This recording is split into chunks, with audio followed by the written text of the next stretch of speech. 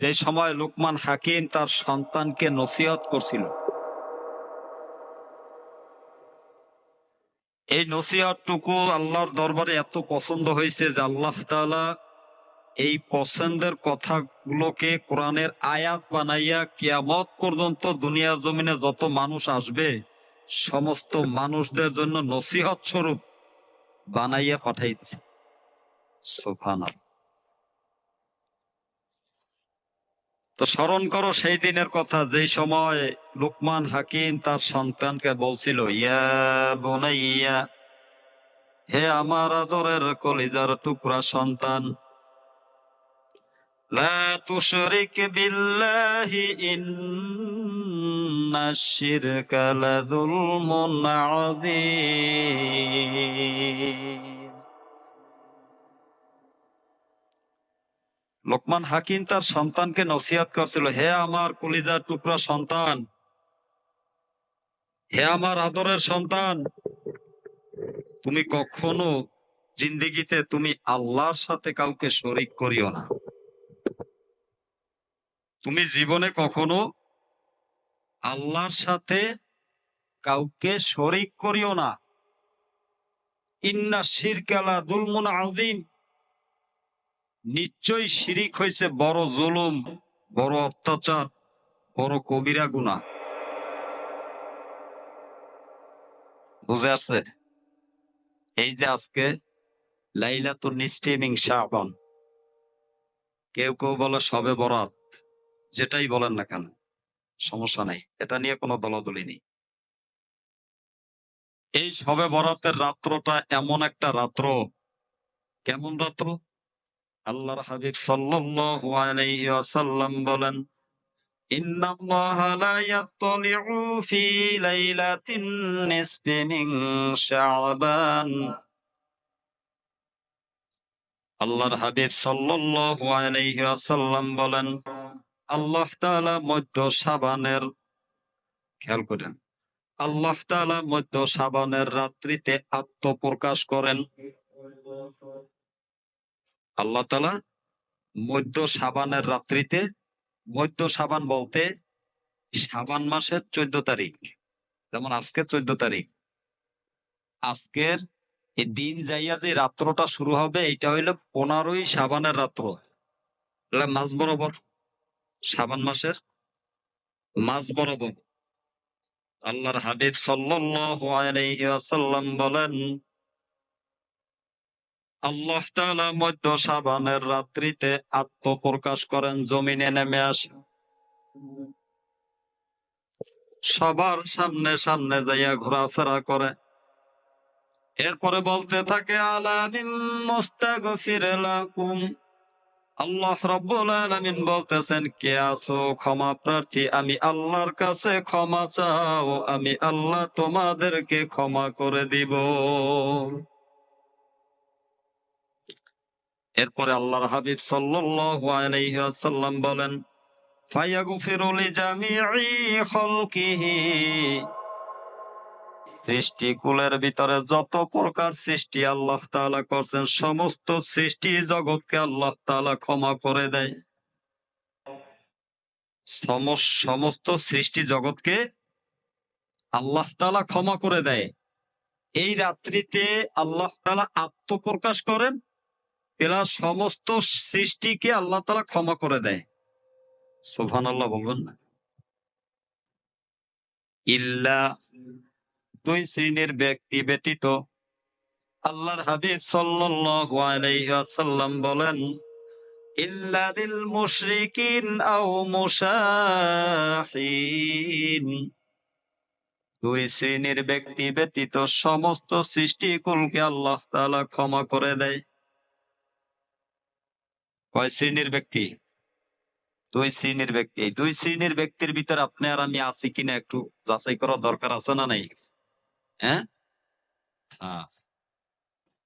আল্লাহর হাবিব সাল্লাল্লাহু আলাইহি ওয়াসাল্লাম বলেন, এই রজনীতে আল্লাহ তাআলা আত্মপ্রকাশ করেন, সকলের সামনে আইসা বান্দাকে জিজ্ঞেস করে, কার কি লাগবে বলো, আমি আল্লাহ মাফ করে দিব, আমি আল্লাহ তোমার চাওয়াকে পূর্ণ করব। আমি আল্লাহ সকলকে মাফ করে দেব, কিন্তু দুই শ্রেণীর ব্যক্তি ব্যতীত। কয় শ্রেণীর ব্যক্তি? ইল্লালিল মুশরিকিন, যারা মুশরিক। মুশরিক কাকে বলে? যারা শিরিক করে। যারা শিরিক করে তাদেরকে মুশরিক বলে। শিরিক কি জিনিস? এই জিন্দিগি ভর শুধু শিরিক শুনতে শুনতে শুনতে শুনতে শুনতে শুনতে চুলদারি পাকাই ফেলাইছে। হুজুর শিরিক কি জিনিস এখন পর্যন্ত বুঝলাম না। বাস্তব কথা, যদি তল্লাশি করা হয় 100 মানুষের ভিতরে একজনে পারে কিনা সন্দেহ। শুধু জিন্দিগি ভর শুধু শুনলাম শিরিক শিরিক। শিরিক কি জিনিস? এক কথায় বলে আল্লাহর সাথে কাউকে অংশী স্থাপন করা। বুঝলাম, মেনে নিলাম যে আল্লাহর সাথে কাউকে অংশী স্থাপন করা, এটাকে শিরিক বলে। এ তো কতগুলো প্রকারভেদ থাকা উচিত, তাই না? এই জান্নাত। তাহলে আল্লাহর সাথে অংশী স্থাপন করা, আল্লাহর ইবাদতের ভিতরে কাউকে অংশ নেওয়া, এটাকে শিরিক বলে। এক কথায় উত্তর। বহু মুমিন জিন্দিগি ভর নামাজ কালাম পড়তে পড়তে পড়তে পড়তে কপালে দাগ পরাই ফেলাইছে। নামাজ রোজা হজ যাকাত সব আছে, তারপরও তার ভিতরে শিরিক লুকাই আছে। আমরা জানি? আমরা জানি না। এই শিরিক কাকে বলে দেখেন, এই 15 প্রকার শিরিক আছে। কত প্রকার?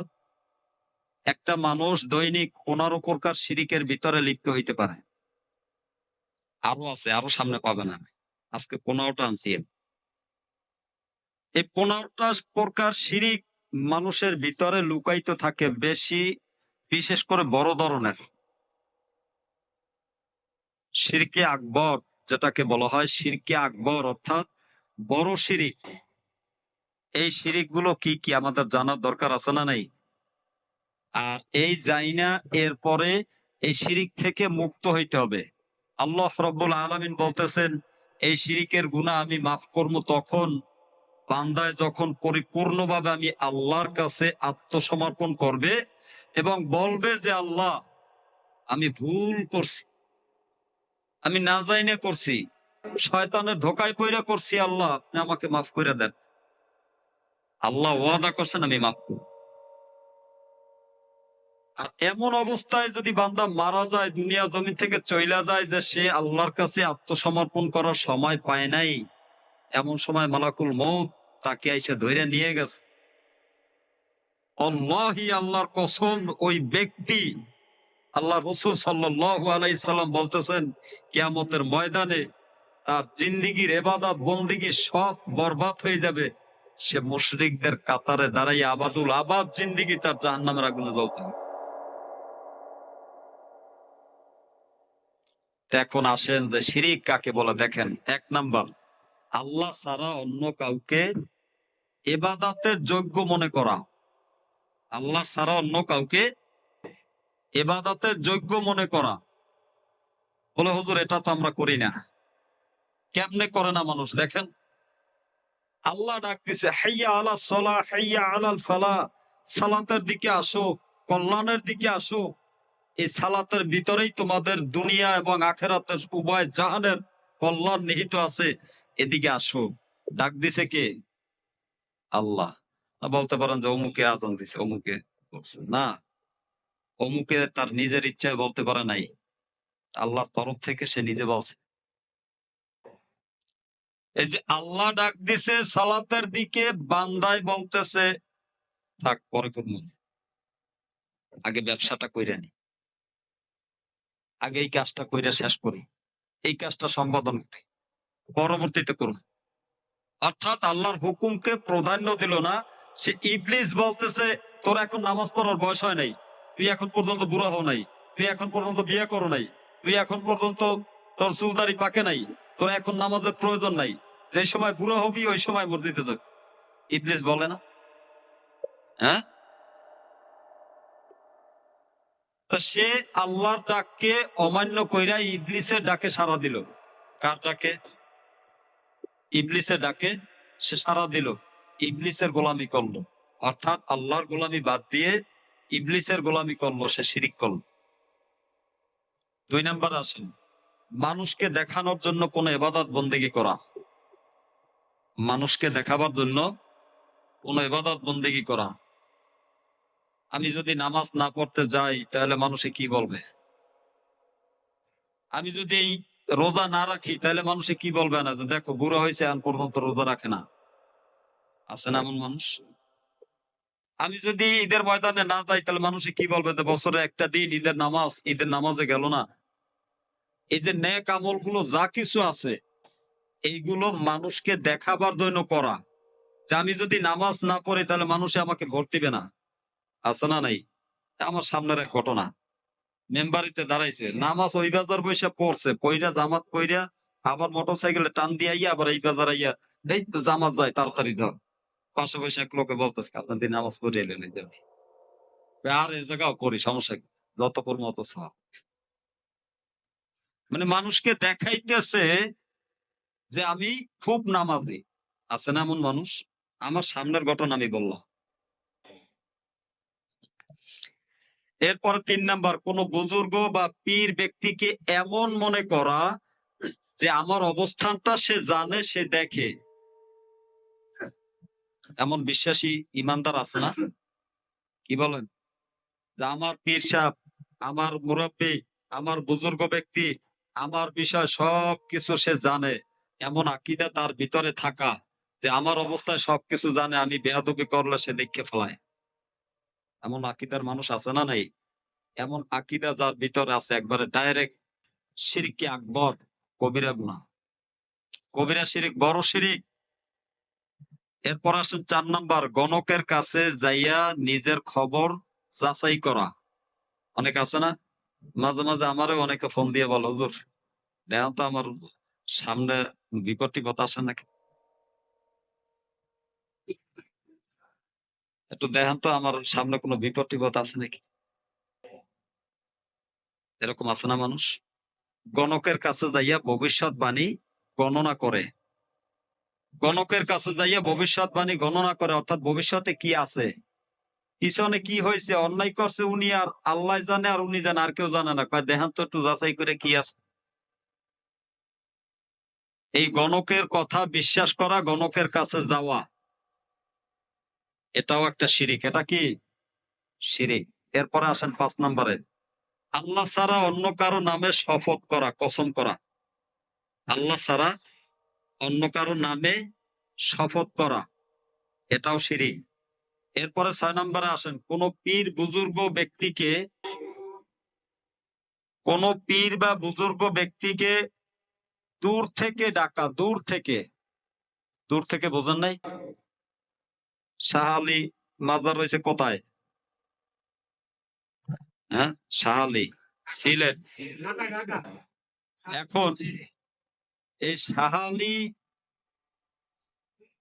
হ্যাঁ এদিকে খেয়াল করেন, এই শাহ আলী মাজারের ভক্ত, আমার সামনের ঘটনা, এই কয়েক বছর আগের ঘটনা। নামাজ পড়ে 5 ওয়াক্ত, অথচ বৈশা বৈশা তসবিহ লইয়া একসের মানে টাকাইতে আছে মাথা। কি বলতে আছে, একদিন ধরলাম, এরকম মাথা ঝুলাই ঝুলাই কি পড়েন?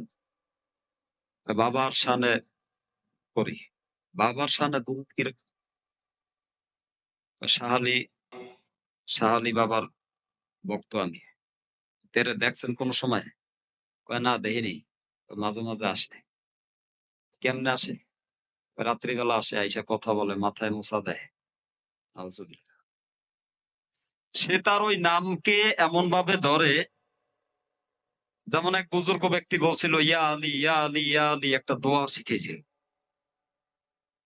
সম্পূর্ণ শিরকি দোয়া।